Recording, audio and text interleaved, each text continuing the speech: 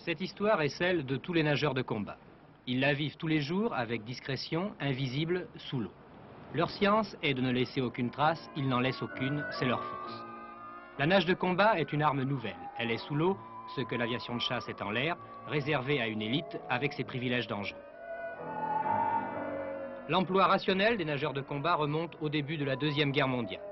Les marines belligérantes, amies ou ennemies, ont participé à cette rationalisation.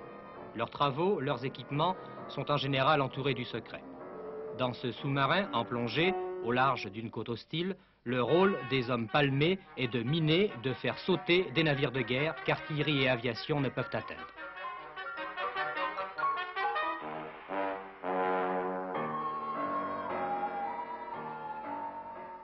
Pour sortir du sous-marin, ils vont utiliser les tubes lance-torpilles.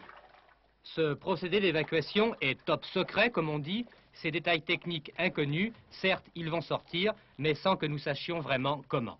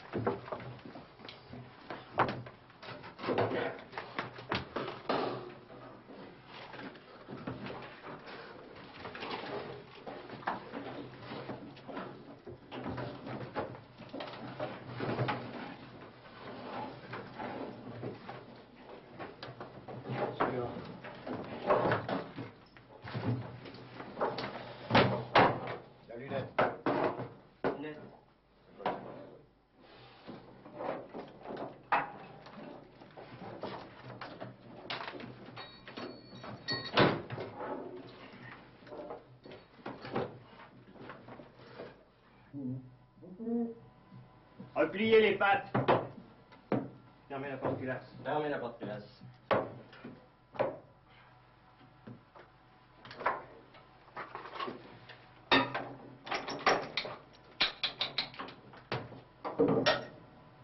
Ce remplissage. Ouvrez l'air. Remplissage. Ouvrir l'air.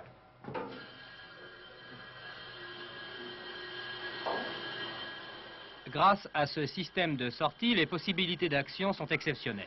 L'évacuation est beaucoup plus rapide qu'elle ne l'était par les sas conventionnels. L'on peut en outre utiliser n'importe quel type de sous-marin. Pour se glisser dans le tube, les nageurs ont désanglé leur appareil à oxygène afin de n'être pas gênés.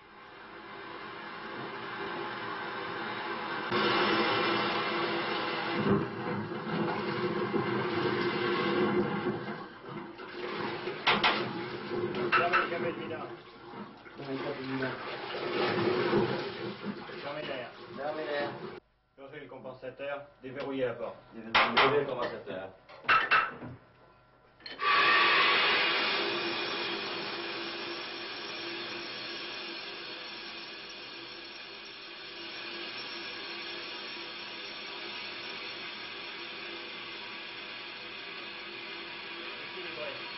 Équilibrez.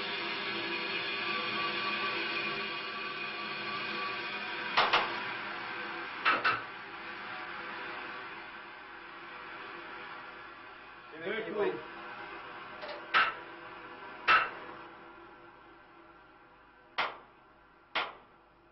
Décollez la porte. Décollez la porte. Ouvrez en grand. Ouvrez en grand.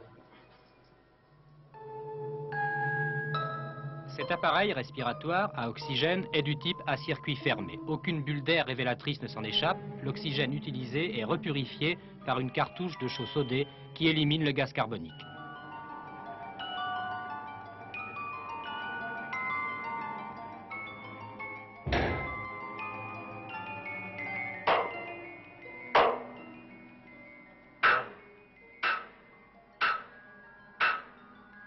Fermez la porte.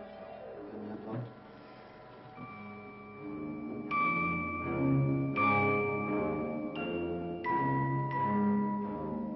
Pour des raisons de sécurité mutuelle, les nageurs sont reliés l'un à l'autre par une sangle.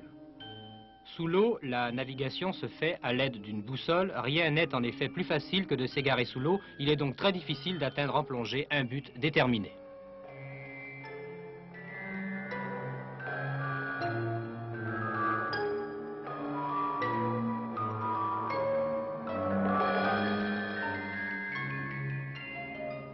L'opération des nageurs consiste à fixer des mines sous des coques de navires dans un port.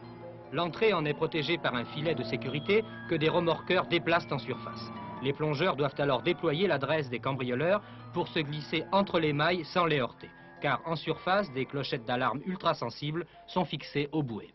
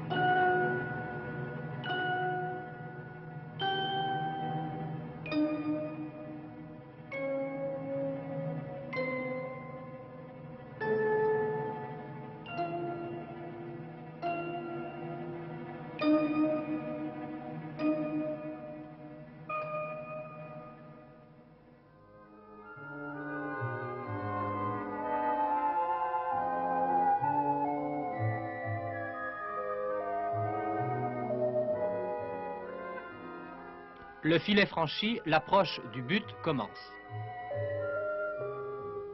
C'est aussi la partie du trajet la plus périlleuse, les veilleurs ennemis connaissant le danger sous-marin.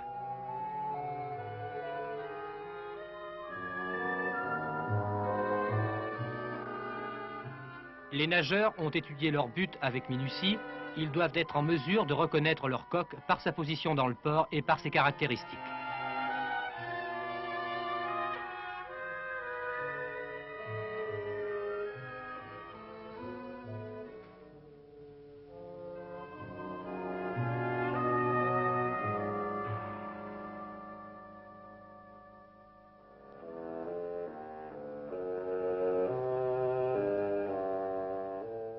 Les mines posées en bonne place, les ventouses fixées, il faut aux nageurs entreprendre le retour vers le sous-marin qui les attend en plongée.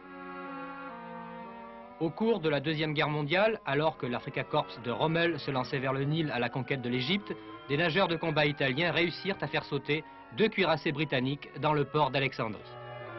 Depuis des mois, la Luftwaffe essayait à grande perte d'atteindre les bâtiments. Ce que les Heinkel, Dornier et Stuka n'avaient réussi, une poignée de marins y parvinrent avec des moyens ridicules.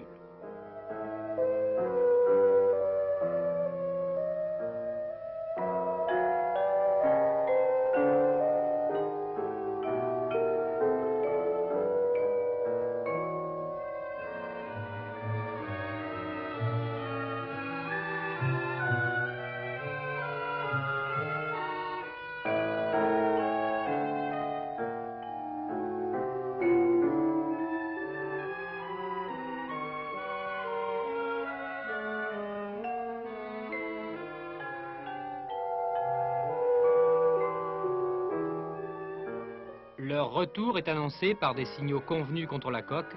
La manœuvre inverse commence.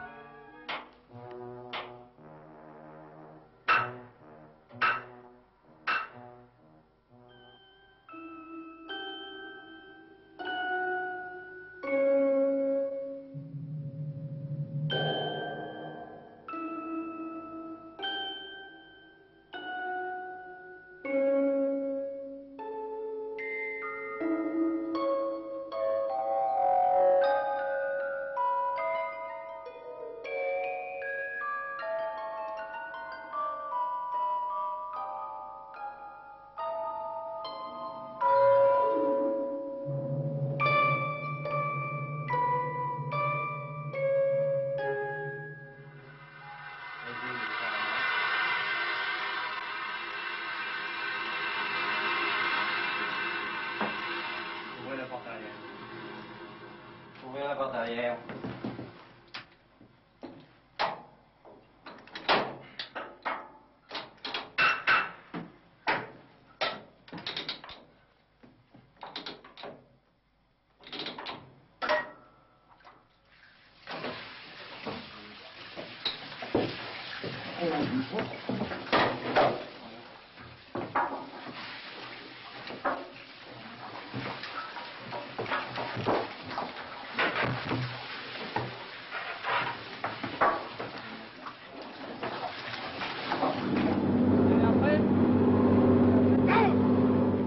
nageurs de combat sont entraînés pour opérer dans toutes les conditions.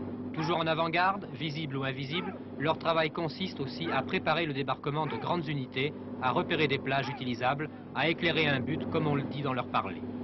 Pour ce faire, avions ou hélicoptères sont des moyens de transport pratiques, ainsi que des kayaks dont l'avantage est d'être difficilement repérables.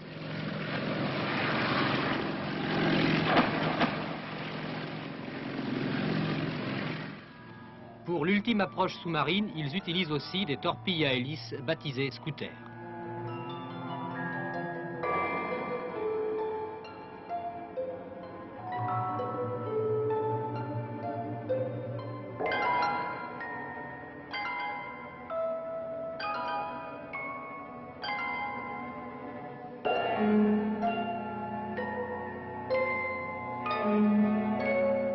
Il leur faut débarrasser les plages des obstacles placés par l'ennemi pour gêner l'approche des péniches de débarquement et des engins amphibies. Les croisillons, les pieux seront plastiqués, les obstacles piégés, désamorcés.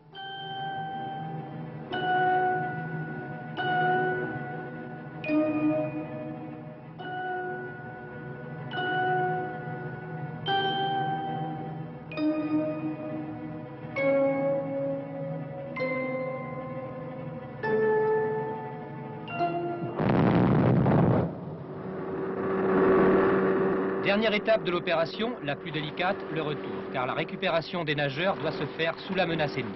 Une technique de ramassage éprouvée a été mise au point.